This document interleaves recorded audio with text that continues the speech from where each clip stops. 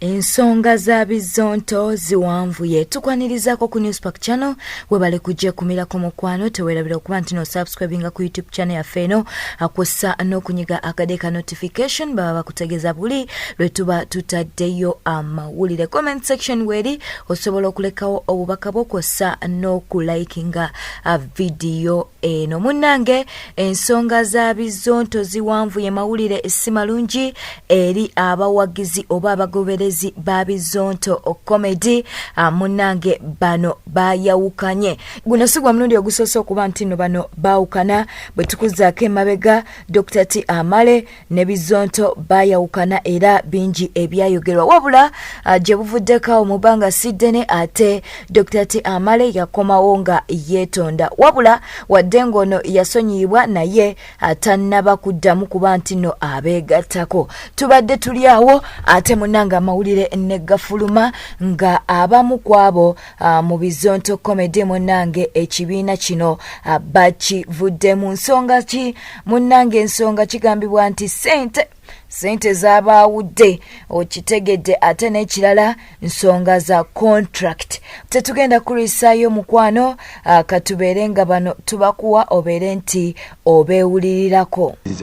Jajja Zonto kyenjagala otegeera bagamba akasente kano n'abakazi n'okuloga mu gurupu byebisinzo baleetera obuzibu. Lwaki mubadde mweroga? Akati ekisinga obukulu abaagambe biri ebirala ekya ssente z'okyogera kubanga naye bwe twatandikira wa Muhanji comedy store waliyo akasente katono kantambula twatandika ekintu ku zero ate kuliko sente kyendowooza Katonda yatutaasa butaasa sente okujja nga zifuuka ensonga okubaawo.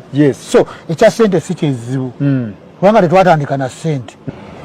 Kati sente zammwe zino ez'omwezi guno tebajja kutuwa kubanga agambye tewali kye tubanja nezino uniform zisigaza twatwa akamala okukola ekitambiro ono yafuna contract n'abagaba bannaye contract nagisomyemu naye eribweti nebweti nebabyogerako nze nyingidde buyingizi banganzi era mbadde nkoma leero okola banganzi bampa ebbaluwa nti okutandika ennaku z'omwezi lumu tukomawo kubanga era kisobola kusaba era saasaba kitegeeza nze baali banfuumuladde ebbaluwa eri gye baatuwa ono ye yawandiika tebamuwa ne contract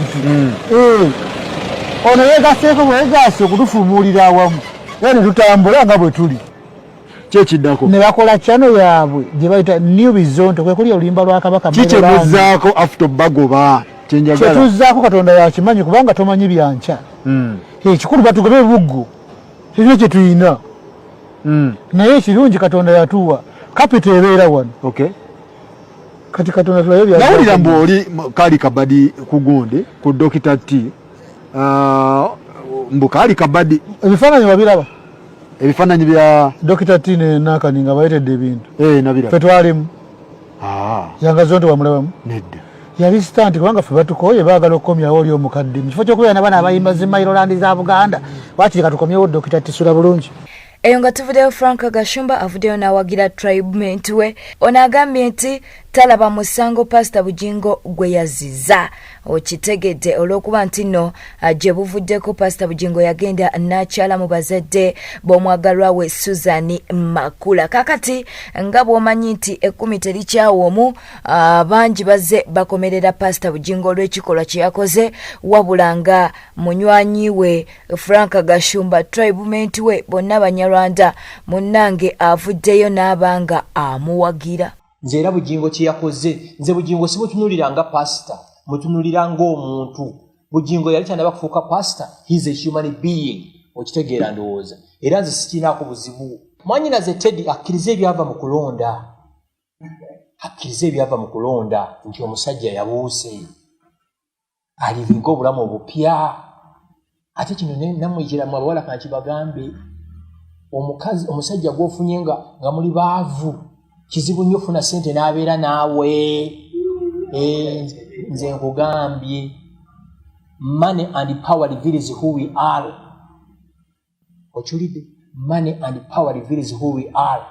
Bujingo ayinza okuba yayagala Teddy ng'embeera ye yamuforcinga okumwagala kati Allah bwe yamusitudde n'afuna level ye okitegeera ndowooza. Eyo nga tuvuddeyo mukwano Giovanni Luzinda ono nno nga yali ex wa Grace Khan avuddeyo munnange ebyama byonna n'abyogera agambye nti wadde nga bayawukana wabula basigala boogera n'omuyimbi Grace Khan era ono aviriddeyo n'ategeeza nga Grace Khan we yali yamubbirako nti tata w'omwana ye Prince Omar wabula naye kimwewunyisa okuba nti nno omuyimbi ono twogera ku Prince Omar yeegaana olubuto lwa Grace Khan. Grace Khan sijja kugamba nti oba mukwano gwange oba si mukwano gwange because is my colleague. Tukola ffenna twatukozeeko ffenna mu bandi emu. Omanyi tata w'olubuto? Kinene ebyaddala. Olubuto. Kulira bamwegaana kati simanyi ani mutuufu. Naye nga bw'ogaana gy'oteebereza. Kulira bamwegaana simanyi ani mutuufu. Naye ye takugambangako nti muli bakyali. Oba tomulabangako ku bantu beetambulanga. Nze siyangambako tata w'olubuto naye tata w'olubuto yalwegaana. Yakugamba taata w'omwana yangamba gundi oyo. Prince Omar. Prince Omar. Yakugamba Prince Omar nze Grace ayogera nange. Yes, what's the matter for this? we yakugambira taata w'omwana we yasobola okugambira taata w'omwana ate n'atakuyita oba mulina muyimbira nnyina tetulina mbira nnyina Grace Khan era Grace Khan oyo nsuubira omuyamba amaaso awo katono nange ndabe nga tumuzza ku line abeera awo alina okubeera awatuufu oba okitegeera okusinga okubeera mu bulamu bunene bwayitamu leero obulamu bwakunyigizibwa ng'omwana ow'obuwala oba okitegeera. Poliisi olunaku olwaleero ekedde kunyolagana n'omukyala Ssanyu Nakajumba ono nno nga ye maama w'omubaka wa Kawempe North twogera ku Muhammad Ssegirinya. Omukyala Ssanyu Nakajumba agamba nti ayagala kulaba sipiika wa paalamenti Jacob Olanya amusabe akole ku nsonga z'omwana we kubanga embeera gy'alimu si nnungi. Gye bigoledde nga poliisi emuwoyeza ne babako ekifo mwe bamututte ne munne bwe bazze naye. Bwete wetambudde obadde mulabi mulungi wabale kwekumira ku News Park Channel wekumire kweno yokka tujagenda maaso n'okuba nti tukuleetera amawulire agesigika amawulire agakakasiddwa otambulire mu kumanya ng'omanye ebigenda maaso mu ggwanga ne wabweru eggwanga lyattu Uganda.